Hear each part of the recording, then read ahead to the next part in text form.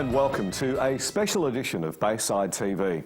In October 2009, I was teaching a 6-week series called Real Christianity. It was based on some of the objections to the Christian faith raised in research conducted by the Barna Foundation as recorded in David Kinnaman's book Unchristian. Part 2 of the series was called Real Christianity is Accepting, and it was helping, I thought, our church and the wider audience through TV and the internet to be real Christians to the gay community. In the following weeks, I had a phenomenal amount of response, emails, literally hundreds of them, from people around Australia and all around the world, telling me of the impact of that message on them. In this program today, we want to hear some people's stories. What about people who are same-sex attracted? How do we reach out to people like that with the good news that God loves them and Jesus Christ died for them? That's what this program is all about. I hope you stay tuned to a great special edition of Bayside TV. It's interesting how perspective plays such a vital role in how we react to certain situations and issues. From afar, things can look confusing and uncertain, but up close, they can give off a completely different feeling. What is it that can make us feel negatively towards different issues? Is it our exposure to the media, a variety of different influences in our lives, or perhaps it just comes down to our ignorance? As Christians, are we allowed to be compassionate to people and their stories, or must we try to change people at any cost? Stick with us today as we take a special look into people's lives and find out how real Christianity is accepting. I became a Christian when I was 11. I had a powerful encounter with God that was so undeniably real, and it changed me forever. It was actually about the same time that I discovered that I was gay, which was not something that I planned and, not something that I wanted. It wasn't a decision that I made, and it was actually quite horrifying and something that I tried to reject for many years. It led to, several years of depression and self-hatred. And I guess ultimately I just felt trapped between two worlds, just wanting desperately to please God and, be what's normal. Yet at the same time just wondering, why do I still feel this way? Sometimes as Christians we can be anti from a distance, and things start to change when we actually start to engage with people and hear their stories and get to know them. And that's so true when we're dealing with people that are same-sex attracted. James Hillier, welcome to Bayside TV. Hey. We just heard a little bit of a snapshot of your story. Became a Christian at 11, and you were also aware around at that time as well that you were same-sex attracted. Yeah. And then there were a number of years before you actually came out as gay. Tell us a little bit of what you went through in those years, some of the feelings and thoughts and struggles.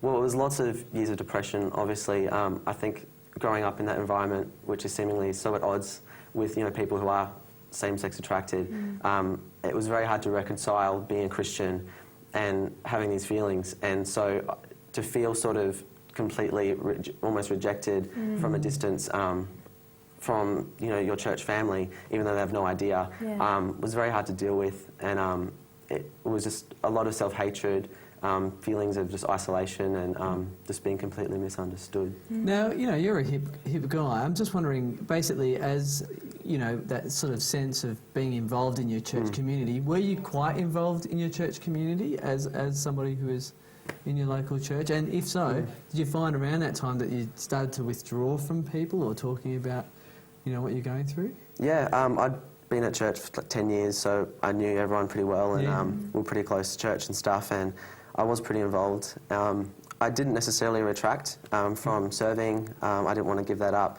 but I did feel like many times sort of feelings of like unworthiness, and it's hard, you want to represent something and be a part of something, and to feel so almost like a hypocrite, even though it was nothing I'd ever pursued or wanted. It was a tough tension there to try and... Do you feel like you're kind of living in two worlds? In a sense. Your faith world and your private world? In a sense, yeah. Did you ever pray that God would change you? Absolutely. Okay. Years and years of pleading with God. I'd never doubted God could change me. It was something I'd always given to Him and surrendered to Him, and just hoped for the best, and many nights crying myself to sleep, just praying that prayer and giving it over to Him. Yeah. And what happened? How did God respond? A deafening silence. I never felt rejected by God. I always felt loved by God. It was more trying to weigh up and marry the two worlds together and making it work. Yeah. So coming up to the time of actually maybe presenting or saying that, you know, this is your same-sex attracted. I mean, how did you come to that conclusion? Because it's such a difficult thing to maybe share with others. Yeah, I'd known without doubt I was gay from about 13 or 14. I really accepted it, and so it got to the point when I knew that, you know, this is not going to change. I know who I am. I know that I'm created in the image of God. I'm fully loved by God, and that I need to come out and, you know, and talk about this because I feel it's a big issue today. And there are so many people out there who are going through it, who have no voice and are so silenced and feel so unworthy to be loved by God, and they're leaving churches. And I just thought, you know, I want to, you know, I want to stand up for these people and love them. So yeah, it takes a lot of strength to do that. So James, I know that when my little brother sort of told my parents, it was a fairly massive deal for our family. Yeah. Can you tell us a little bit about how that happened and I guess how you felt leading into that, to actually breaking the news to Mum and Dad? Yeah, coming out to my parents was the hardest thing I've ever done in my life. I never felt that I would be rejected by them as such, but I just didn't want to devastate them, and yeah, so leading up to that was incredibly painful, and it's a weird feeling of having to sort of confess to something you felt you haven't really even done, and something you feel so helpless about. But it was incredibly difficult, but I don't regret it. It's brought our family really close. And how did they respond? I think that in the moment that they read it, they said that it sort of clicked and made sense, but obviously there was a bit of shock, but they were incredible. I'm so blessed, and they're really accepting and loving. So, Well, James, thank you for coming on Bayside TV. It's fantastic, James Hillier. And we're going to hear from James's parents right now. This is Morris and Julie Hillier. We were invited to church by friends of ours, and we went along, and all of us got saved. It was amazing. I remember just standing there, and the preacher, it was a visiting preacher, he came along and he said, if you feel a stirring in your heart, you can feel something, this is for you. And I noticed that James, my son, was walking out of his seat and heading towards the front. And so that confirmed it for me. I thought, wow, I'm going down this. I didn't know that Julie was feeling it in her chest as well. Yeah.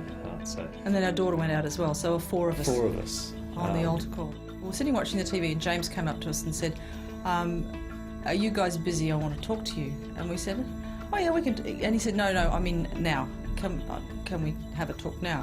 So we went in his room and he said, I've got something I need to tell you and I've written it in a letter.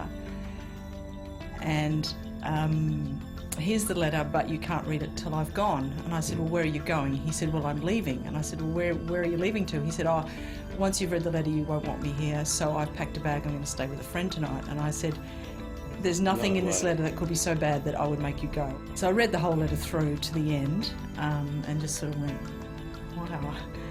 No thoughts of idea, what does this mean to me, to my life? It was all about how has he lived through this? How has he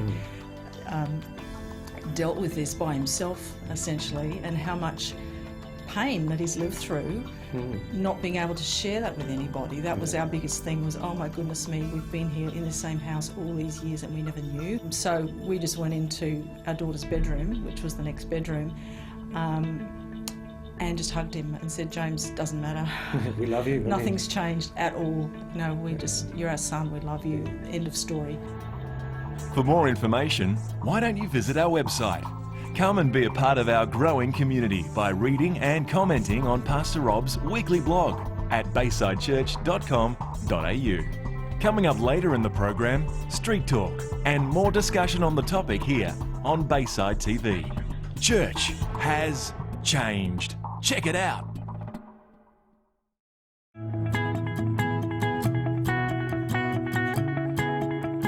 Finding out that your son is gay is quite a shock. Finding out that your son is gay and you're a pastor has ramifications. How are you going to tell people? What you're going to say? What's your stance as far as the Bible's concerned? All these things go through your mind in a flash and you wonder what's going to happen. And so it's quite shocking for all kinds of reasons. One of the things that we really didn't feel shocked about was that our son was gay. We loved our son, and whatever happened to him, we would always love him. But we found that our thinking, now that it was close up and personal, started to change. Now it's someone who's reaching out to you and asking for your help, but you already have a stance on that, so what's going to happen? On Bayside TV, we've got Gordon Lingard. Gordon, we just saw a little snapshot of your feelings when your son first came out to you, and you were quite shocked at how you felt personally. Describe some of the emotion that you went through when your son John told you that he was gay. Well, we found out by email. My wife and I were both watching it together on the screen. John had asked us to do that, and so he'd emailed you, he'd emailed me, and then gone out somewhere. No, well, he'd emailed us from where he was in his flat, and he was living somewhere else, and so we read it, and we were devastated. Right. So I went into another room. My wife burst into tears. I went for a long walk, crying all the way, and then I thought, why am I crying? And it wasn't so much because John was gay, you know, and I was shocked, didn't want him to be gay. It was more to do with the challenges that he would now face. Okay, it's an interesting perspective. Yeah. And then that turned into, I haven't really thought this thing through.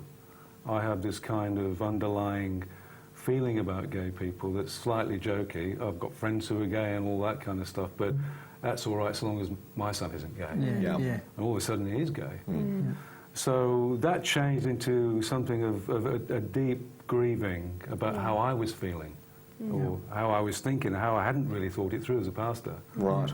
That's right, because you were pastoring a church that's right. at this particular point in time. And something that I said earlier in the program, and you kind of reinforced there, is that it's easy to make statements and tell jokes and when this is all from a distance, but suddenly it's up close. That's right. And I was just so shocked at how I hadn't thought it through. And so I went into this, you know, what I now recognise as a really quite a deep repentance. And a lot of tears and saying sorry over and over again to John. Because he would have heard some of those jokes, you know, those silly little trivial things he would say and that kind of thing. And he was brilliant about it, you know, he was absolutely fine. And he talked us through it. We asked him lots of questions, you know, is this a choice? Because it wasn't a choice. Right. Has anything happened to you untoward in the past? No. And so we realised he had to go through this over about 4, 5, 6 years within the church with his parents being pastors. Wow, And that must have been absolutely devastating. We were so upset about the fact that he couldn't feel he could tell us. Yes.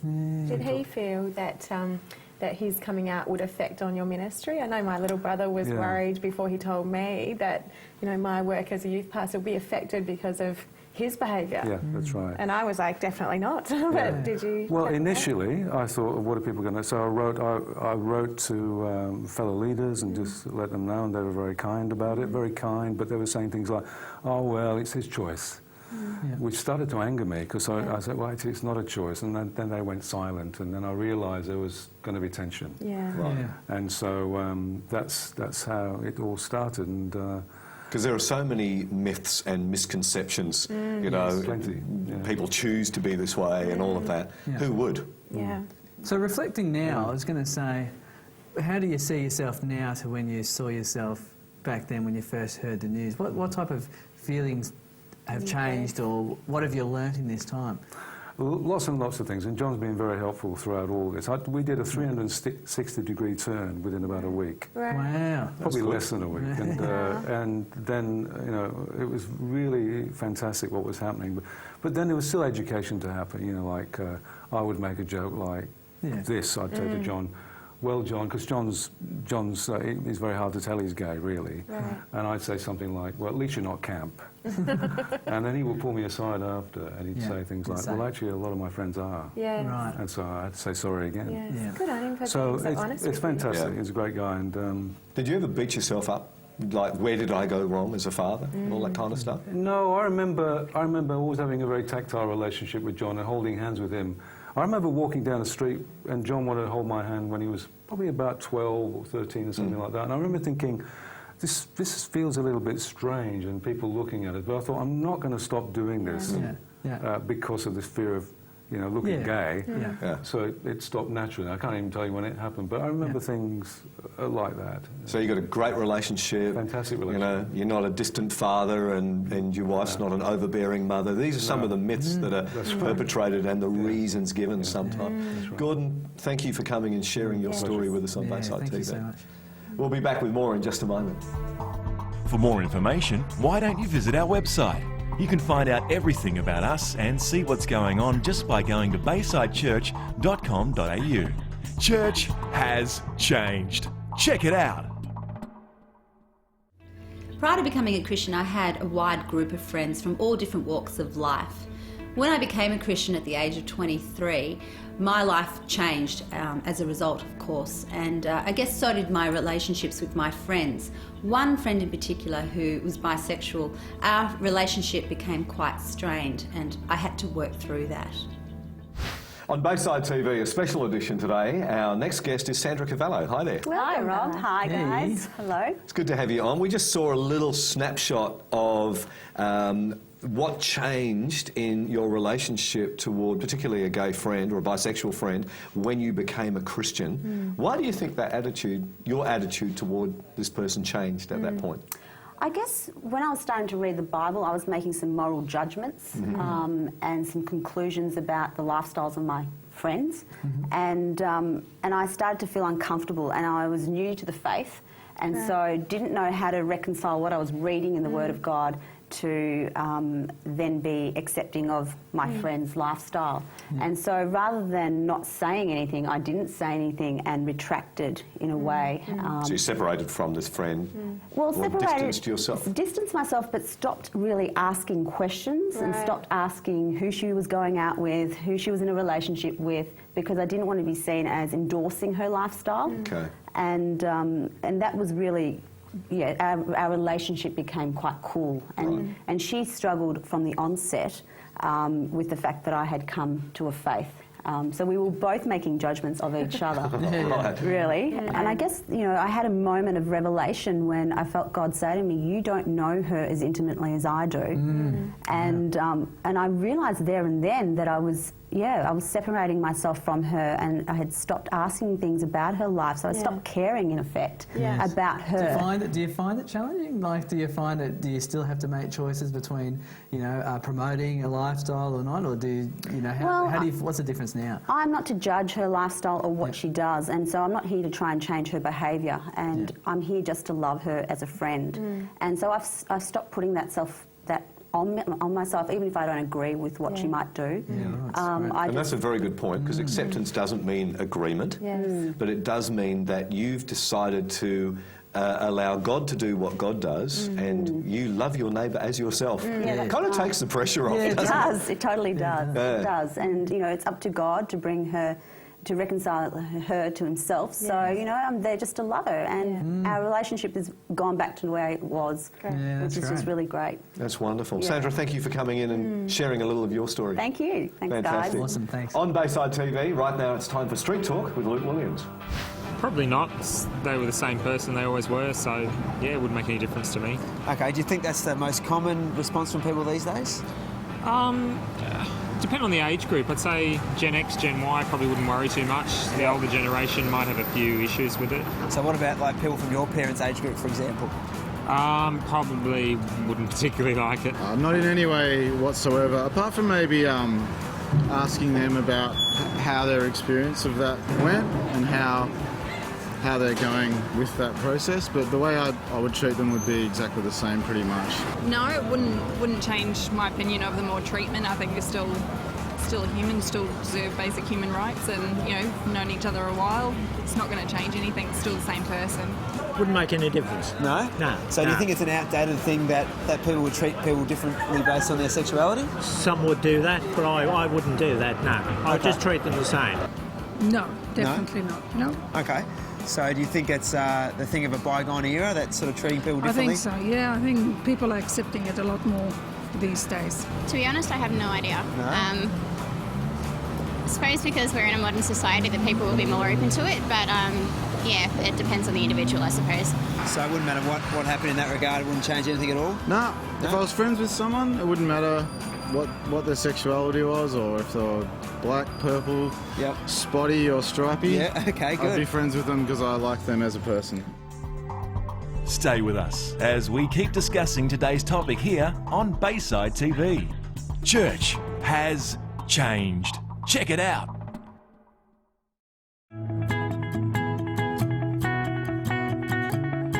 You're watching a special edition today of Bayside TV as we look at real Christianity as accepting, and particularly toward gay people. And as we kind of looked at through the program today, our attitude changes when we actually get to know someone. And it's been good to hear some stories today. Oh, yeah, it's been wonderful. I've learned so much. Tell us one thing that's kind of stood out to you today. I think one of the things I've been learning a lot about is just the range of emotions. I think people come in with a perceived, this is my response towards this, and then when they're confronted with it, they go through a range of emotions of questioning, working and dealing with God on it. And, you know, it's just not so easy. It's not easy to, that's how it is and that's how it'll stay. It's very true. Chelsea, anything stand out to you? It's been just phenomenal to see, I think, the Father's heart revealed in this, that everyone we've had on the show today has really dealt with God on it and gone to God on it, and what they come back with from God is not hatred and not, you know, pushing away and isolating, but as they pray and seek God on it, God's giving them the direction to be honest, to be embracing, and just to simply love the people that they're coming in contact with. And I think that is just a really beautiful thing that we've seen today. It's wonderful, isn't it? And to hear the person's story, rather than making blanket statements about categories of people from a distance, that we actually learn as Christian people to do what Jesus talked about and what the Bible calls the royal law. He said, love your neighbour as yourself, the person that's near you. Get to know them. Doesn't mean that you agree with everything that they might say or do or think, but it's actually seeing the image of God in that person. It's so important. Chelsea and Greg, thanks for your time today. Thank you. It's wonderful. We'll be back with more on Bayside TV in just a moment. If you enjoyed today's episode, why not consider purchasing the Real Christianity teaching series from the Bayside Church website? Simply go to baysidechurch.com.au. Church has changed. Check it out. I hope you've been touched, challenged, encouraged by the discussion and the stories on this special episode of Bayside TV today. Wherever you're watching this program, I want you to know there is a God who is real. He loves you. It doesn't matter where you've been and what you've done. There is not one thing that can separate you from the love of God. He wants to come into relationship with you, and you can do so by personally accepting what Jesus Christ has done on the cross for you. If you'd like to come into relationship with a God who loves you, I'd like to invite you to pray this prayer with me right now. Heavenly Father, I thank you for the gift of your Son, Jesus Christ. I believe that on the cross, Jesus Christ gave his life for my sins. I receive you, Jesus, as my Saviour and my friend. Come into my life, forgive me, wash me clean, and fill me with your presence. From this day forward, I will live for you and serve you. In your name, amen. If you've just prayed that prayer for the first time, I'd love to hear from you. There's an email address on our screen right now. Why don't you flick me a quick email and let me know what this program is saying into your life and the decision that you have made to accept Jesus Christ as your Saviour and as your friend. We'd love to hear from you. Love it as well if you tune in for another edition of Bayside TV. Same time, same channel next week. We'll see you then.